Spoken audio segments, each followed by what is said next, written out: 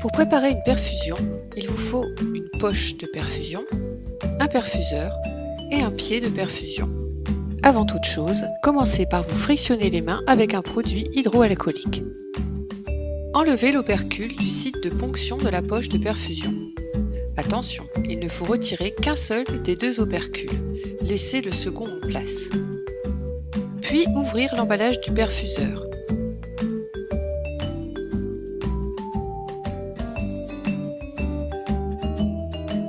Commencez par fermer la pince à roulettes du perfuseur. Retirez le capuchon du perforateur en faisant attention à ne pas le toucher. Puis insérez le perforateur plastique dans le site de ponction de la poche à perfusion. Suspendre la poche à perfusion à un pied de perfusion.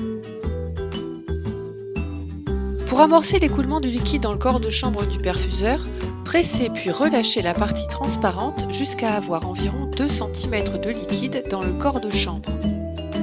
Ouvrir progressivement la pince à roulettes et laisser le liquide remplir la totalité de la tubulure jusqu'à l'embout terminal. Attention, l'embout ne doit jamais être ôté car il sert à empêcher la contamination du liquide de perfusion par des germes. Lorsque le liquide a rempli toute la tubulure, fermez la pince à roulettes du perfuseur. Fixez la tubulure dans l'espace prévu à cet effet sur la pince à roulettes. Votre perfusion est prête à être utilisée.